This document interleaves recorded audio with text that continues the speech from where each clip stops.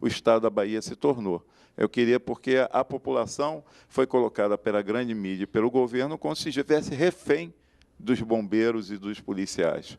Deputada Janeira Rocha, o que poderia dizer a esse respeito, por favor? Bom, primeira coisa que eu quero declarar sobre isso, é que nem no estado da Bahia os fatos realmente são na profundidade que foram colocados pela grande imprensa.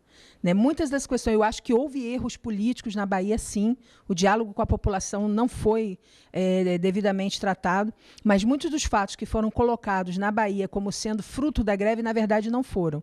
Então, eu gostaria de fazer essa reparação. E outra coisa, se buscou, a partir das imagens, né, da Bahia, da situação que estava colocada na Bahia, ou daquilo que a imprensa queria mostrar, transferir para cá o medo, o pânico, o terrorismo que existia na população lá, mais em função da grande mídia do que dos fatos em si, buscou se transferir para cá. E aí, eu acho que se a população para e reflete, ela vai ver o seguinte: o movimento dos bombeiros começou no ano passado, né, em fevereiro do ano passado, começaram as mobilizações. Né? Então, assim, em nenhum momento, desde o início desse movimento, aconteceu nenhum tipo de arbitrariedade, nenhum tipo de comportamento nesse movimento que afetasse a população. Inclusive, né? Os bombeiros estavam acampados em frente à Alerj. Eu já fui várias vezes no mutirão que faziam em frente à Alerj. Exatamente. Né? O que os bombeiros faziam? Faziam passeatas, manifestações, acamparam na porta da Alerj, tiveram um amplo apoio popular. Nas praias, muitas vezes, se manifestando contra, né, as orientações do governo, que trabalhavam sem camisa. Né? Enfim, se manifestavam, mas não deixavam de fazer o atendimento à população. Inclusive, na Assembleia da Cinelândia, com quase 10 mil trabalhadores, que definiu que ia existir um movimento do Rio de Janeiro, uma das maiores preocupações era com essa relação com a população. A garantia de que houvesse, no caso da Polícia Militar, o efetivo, né, de 30% nesse atendimento, os grupos que estariam nos batalhões aquartelados para poder fazer o atendimento emergencial, caso houvesse algum tipo de ataque de bandidos, enfim. Então, toda a mobilização da polícia e dos bombeiros no Rio de Janeiro foi no sentido de fazer esse resguardo da população. Por exemplo, bombeiros são responsáveis por usinas nucleares, bombeiros são responsáveis por aeroportos, bombeiros são responsáveis por postos no mar, bombeiros são responsáveis por incêndios, e eu quero que o governador, qualquer um, mostre durante esses dias dessa mobilização em qual aeroporto, em qual usina, né, em qual praia, ou em qual incêndio as pessoas morreram ou houve algum dano à população causado por esse movimento. Então, se criminaliza um movimento que aconteceu de forma mansa, pacífica, ordeira, né, como se ele fosse, na verdade, um grande atentado à democracia. E é o contrário. Né? O que as pessoas estavam efetivamente fazendo era dizendo à população de que elas precisam olhar para essas corporações, para a situação a situação de salário, as condições de trabalho, né, para que ela possa ter uma segurança, não a segurança factoide da mídia, das UPPs e mas que ela possa ter realmente uma segurança que garanta a vida dela, a vida das suas famílias. Né. Efetivamente, não aconteceu durante esse processo de mobilização de bombeiros e policiais militares nenhum fato que justifique a quebra do Estado Democrático de Direito e o AI-5 que nós estamos vivendo aqui na repressão a esses trabalhadores aqui no Estado do Rio de Janeiro. O terrorismo de Estado, as medidas de exceção de Estado, agridem muito mais a população e a esses trabalhadores do que qualquer ação que eles tenham tido durante esse processo da mobilização. Obrigado, deputada. Quer dizer, esse cenário de terror que foi construído de um movimento que a TV comunitária já estava fazendo outros programas acompanhando os bombeiros, é um movimento que a população estava acompanhando e apoiando desde fevereiro. Quer dizer, será que a entrada dos policiais no movimento, Coronel Paul, precipitou esse processo em função do cenário que foi construído a partir da Bahia? Como é que o senhor interpreta, pode nos dizer a esse respeito? Também houve, com a prisão dos policiais, logo no dia seguinte, diz que a polícia não aderiu ao movimento.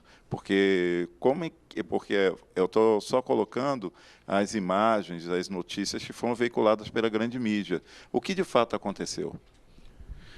Benito, eu acho que a deputada já até esgotou bem essa boa parte desse tema, né? Mas eu particularmente, eu tenho uma preocupação que esses movimentos se generalizem pelo Brasil. Eu até já coloquei isso no meu blog. Mas por quê? Não é por culpa dos policiais e dos bombeiros, não, nem dos policiais civis. É porque nós, infelizmente, temos um governo federal que está empurrando com a barriga a questão do piso nacional, do piso salarial, que faz com que, por exemplo, um policial do Rio de Janeiro ganhe a terça parte do que se recebe em Sergipe. Com todo o aumento que o governo do Estado alega, e realmente vai dar à Polícia Militar, ao Corpo de Bombeiros e à Polícia Civil, nós ocuparemos o 16º lugar, em termos nacionais, de salário. Hoje nós somos os últimos. Quando acabar todas essas benesses, vamos dizer assim, que o governo estadual programou, nós seremos o 16º lugar. Olha que loucura! O Rio de Janeiro oscila entre segundo e terceiro estado em arrecadação, paga tão mal aos seus policiais. Então, hoje é o primeiro.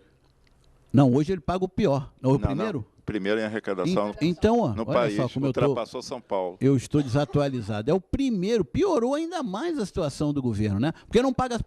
A diferença de salário dos policiais da Bahia em relação ao Rio de Janeiro, o senhor sabe dizer qual é? Não, mas a Bahia também paga mal. Também paga mal. É um salário, não, ele ganha um pouquinho mais, mas também paga mal. Nós recebemos o pior salário, né? Não só os policiais militares, os bombeiros, os policiais civis, os médicos, os professores ganham também salários miseráveis aqui no Rio de Janeiro. Então, esse problema desses movimentos crescerem, eu acho que existe sim essa possibilidade. Não com desordem, não com bagunça, não com incendiando viatura, quebrando quartel. Não, não é isso. É de forma ordeira e pacífica, porque nós temos um piso nacional que está sendo empurrado com a barriga. Para que vocês tenham uma ideia, no Rio de Janeiro, nós inauguramos esse movimento de ir para a rua, em termos de polícia e bombeiro, porque nós não podemos esquecer que aqui no Rio de Janeiro, na década de 80, aconteceu o movimento mais forte, que foi quando os oficiais da Polícia Militar e do Corpo de Bombeiros, fardados, cercaram o Palácio Guanabara, impediram a saída do governador, esvaziaram os pneus, inclusive, do veículo oficial, e só saíram de lá com o aumento concedido. Então, isso lá atrás já aconteceu uma coisa muito pior. No Rio de Janeiro, nós estamos com esses movimentos de ir para a rua, fazer panfletagem, informar a população a nossa situação, desde 2007. Desde o início do governo Sérgio Cabral, que nós estamos indo para a rua, fazendo movimentos, dizendo que ganhamos mal, dizendo que não temos condições ideais de trabalho. Isso vem numa evolução. Quando agora se falou em greve, eu até me posicionei contra a greve, é porque as pessoas estão perdendo a paciência, Nilton. Você não pode esperar 5 anos para ser atendido numa negociação.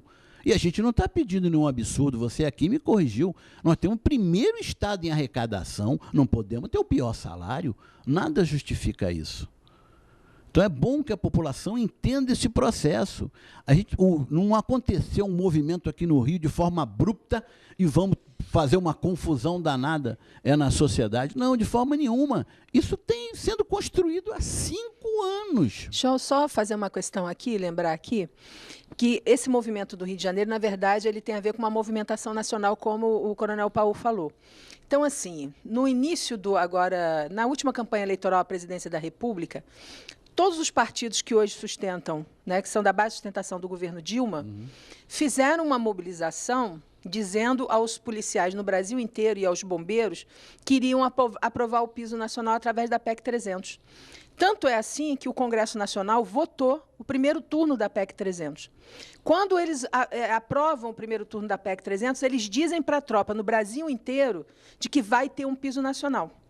Bom, houve o processo eleitoral, tiveram os votos da tropa no Brasil inteiro, e a primeira ação do governo, assim que a presidenta assume, é cortar 50 bilhões de reais do orçamento e dizer que, em função disso, não pode ser aprovada a PEC 300 no Congresso e nem a emenda 29 da saúde.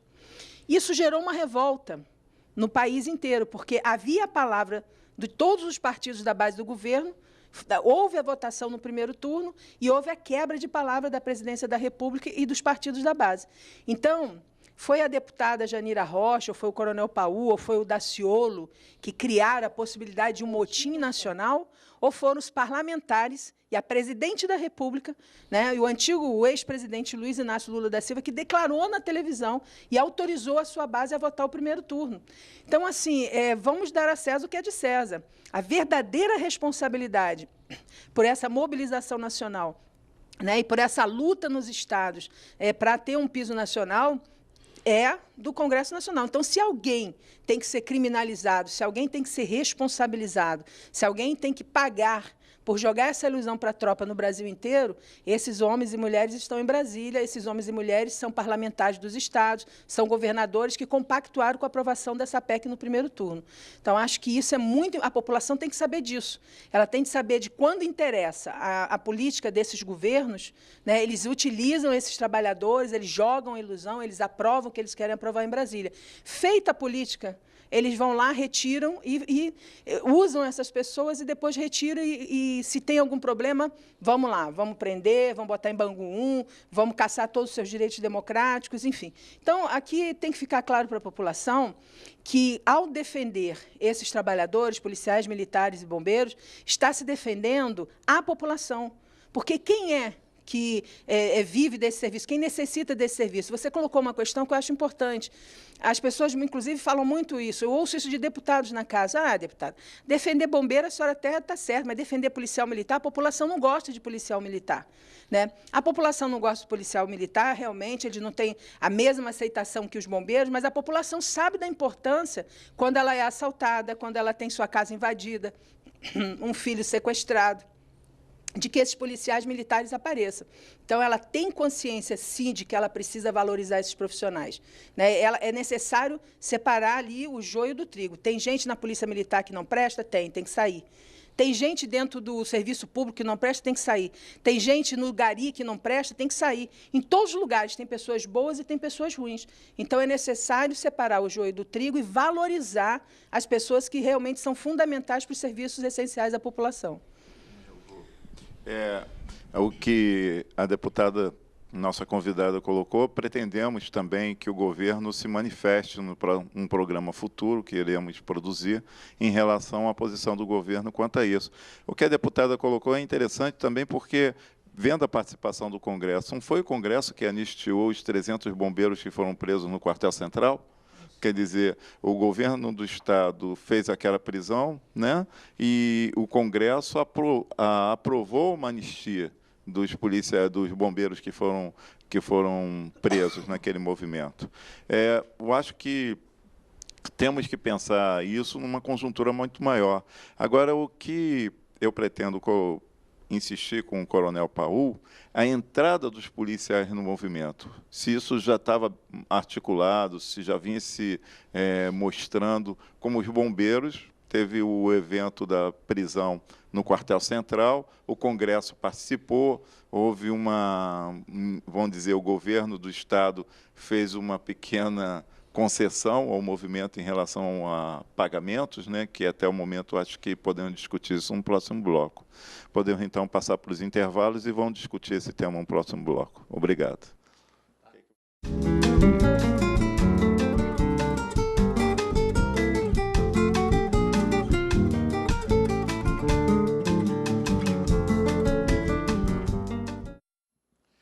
Telespectadores, Rio em Debate. Hoje eu sou de Segurança Pública. O terceiro bloco, temos com a deputada estadual Janira Rocha, o Coronel Paul. E conforme nós estávamos dizendo no bloco anterior, queremos aproveitar e complementar neste, Coronel Paul, porque para a população, a entrada da polícia, tendo o efeito do cenário que foi construído, segundo a própria deputada disse, pela mídia, em relação à Bahia, a entrada da polícia, o movimento que vinha ocorrendo com os bombeiros, de uma certa forma, estava tendo um acompanhamento da população em que não havia uma precipitação da parte do governo, apesar da prisão de tantos bombeiros que foram anistiados pelo Congresso. A deputada acabou comentando também que houve uma expectativa em relação a um projeto de lei de aumento de todo o corpo de bombeiros, dos policiais, da área de segurança pública pelo país. Essa expectativa coincidiu também nesse momento em que ocorreu todos esses movimentos pelo país, porque parece que o Rio de Janeiro é o único estado problemático onde os bombeiros e os policiais, o problema do país está no Rio de Janeiro em relação aos policiais e bombeiros. Quer dizer, o Rio de Janeiro é a vitrine do país do ponto de vista negativo. Como é que foi a entrada do movimento dos policiais nesse contexto? coronel? Benilton, realmente a mobilização já ocorreu e está ocorrendo em vários estados da federação. Para você ter uma ideia, quem ganha o melhor salário é Brasília. Um soldado ganha lá em torno de R$ 4.500. Eles estão fazendo uma mobilização. Eles querem ganhar mais. Eles ganham R$ 4.500. O piso, aqui no Rio de Janeiro, o piso é R$ 1.200. Mas por que a Polícia Militar entrou? Na verdade, a Polícia Militar já estava no movimento dos bombeiros, mas de forma mais tímida. Principalmente policiais militares do interior, dos municípios do interior, participaram dessa mobilização dos bombeiros. Eles criaram até um grupo que era chamado de PEMERGE no local. Eu digo isso que eu filmei as mobilizações todas, todos os atos. Mas, realmente, historicamente, a gente sempre ouviu falar na PM, eu fiquei mais de 30 anos no serviço ativo da PM, que a solução para a PM ganhar bem era fazer uma greve no Carnaval. Isso sempre se falou dentro dos quartéis da PM. E a greve nunca aconteceu, como também voltou a não acontecer. Mas, sem dúvida, quando se começou a organizar o movimento, a entrada maciça da PM nesse movimento, começou pela internet. Foi através da internet, das redes sociais, que isso foi se espalhando, indo para um batalhão, indo para outro. Foi uma coisa muito... Aí sim, foi muito rápida, né, deputada? A PM chegou muito rápido e logo se decidiu fazer uma paralisação, né? Não houve uma organização. Em alguns batalhões foi muito bem feito. Não fizeram greve, fizeram dentro da tolerância zero e da operação padrão, que ninguém pode reclamar que a Polícia Federal cansou de fazer isso. O nosso secretário de Segurança é um policial federal, ele cansou de ganhar aumento através de operações padrão da Polícia Federal. Isso não é crime, não é transgressão. Que a polícia via lá nas fronteiras do Paraguai, a população via lá na fronteira do Paraguai, aquelas filas enormes